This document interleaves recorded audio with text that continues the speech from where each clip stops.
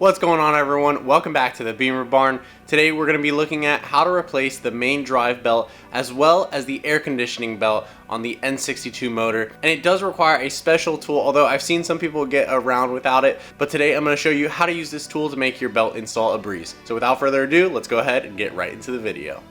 Now what we have here are the belts that we're going to be installing, as well as the special tool that's required for just the AC belt. The regular main drive belt, which powers the alternator and the power steering system, that does not require any special tool besides a Torx driver bit. And then the AC belt, it only goes around the main pulley, and then the AC compressor, there is no tensioner for it. It's actually a stretch belt. So this right here is going to have to be stretched, and that's what makes it a real pain in the butt to change. And I think we're going to need a large socket to put on the engine so that we can turn the main pulley as the belt wraps around the AC compressor. So let's go ahead and get the E60 up in the air, and then we'll get to work.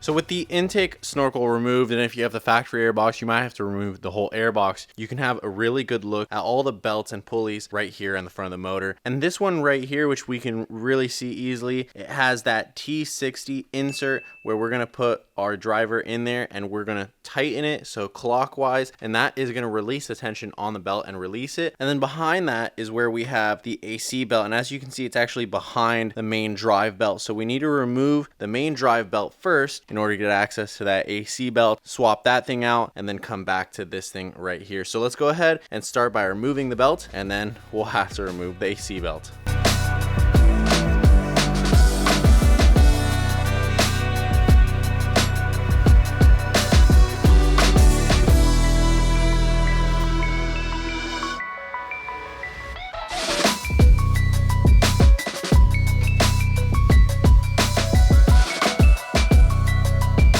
So with the primary belt out of the way, we'll take a look at it in a second. We need to get the AC belt off. And luckily, you can see that this thing has plenty of stretch in it. Well, not a lot, but enough to get this thing on and off for sure. So what I'm gonna do is a little trick that I've seen before, and I'm gonna use a microfiber and wrap it around that belt and pull it outwards as we turn the motor over using a 27mm socket. And that's gonna go right over the main bolt that connects the main pulley to the crankshaft. And with a large ratchet, we should be able to manually turn over the engine so that the belts will all spin together. So let's go ahead and do exactly that and see if we can get this belt off and take a look at it.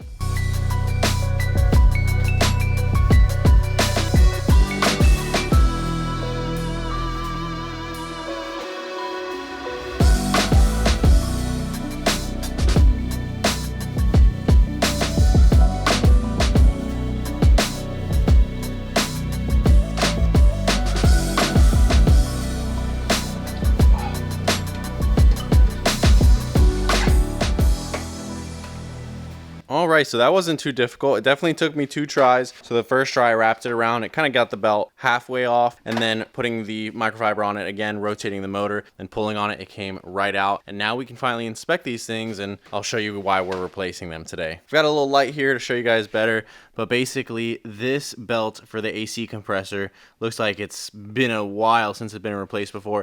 And I can definitely understand why. I mean, it is a pain in the butt to change, as you'll see in a minute, but it is definitely past due its need for service. And then the drive belt as well, it does show some signs of cracking really up close, but nothing that would indicate that this belt would fail anytime soon. I just thought it'd be great to preventatively replace it with the AC belt, both of them at the same time. Might as well. So all we have to do now is throw these old belts away, and now we can go ahead and unbox our AC belt. And I'll put a link to this tool in the description below for those of you guys that want to use it for your belt install. It should make things a lot easier than some of the other methods that I've seen on YouTube. But let's go ahead and try this thing out, and I'll show you guys how it works.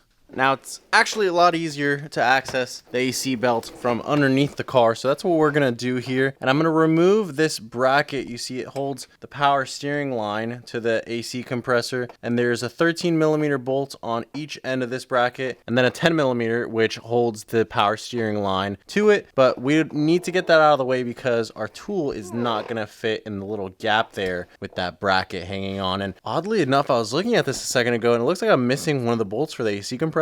So I think I'm going to have to bring the bolt that I have to the hardware store and get a replacement for it. But it does have a third one that's on the back of the compressor. So you don't need to reinstall the bolts necessarily, but it is going to be a good idea to put the bolts back in without the bracket on it so that when you install the belt, the AC compressor isn't going to go anywhere. And then once the belt is installed, we can go ahead and reinstall the bracket and then move on to the drive belt. But let me go ahead now and show you guys how it's done.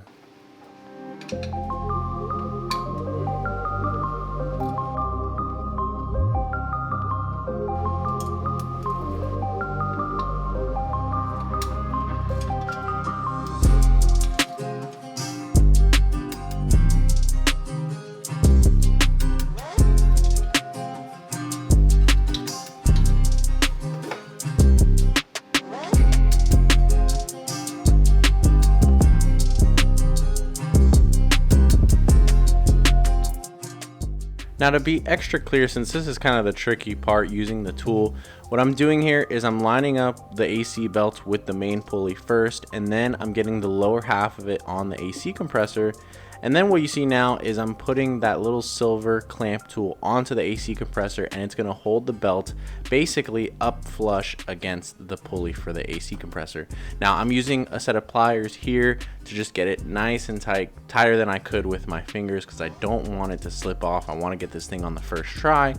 And then right here you'll see that I'm applying tension to the upper part of the belt as I'm rotating the main pulley, and that is what keeps the belt from slipping off or moving when I turn the main pulley. Now I hope you guys could see that well. It's a little tricky with how tight it is here, but you can see now that my special tool is actually at the top of the compressor. So it grabbed the belt and rotated it all around. And now I can go ahead and loosen that bolt on the back of it and then remove the tool. And just make sure that you have the alignment correct, because you can see here on the main pulley that the belt is not 100% lined up, although I think I have it 100% on the AC compressor. So let me go ahead and remove that little special tool. We'll do a couple rotations to make sure the belt is aligned properly, and then we'll go ahead and install the main belt.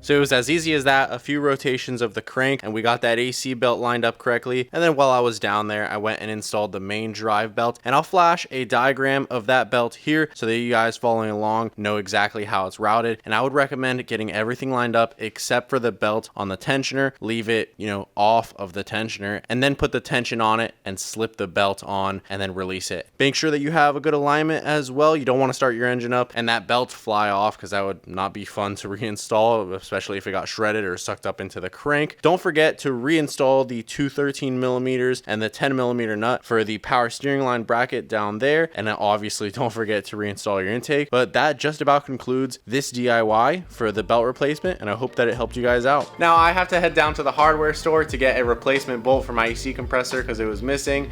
But if you enjoyed this video, please leave a like down below, comment if you have any questions or any tips on replacing the belt, and be sure to subscribe to the channel if you love BMW content like this.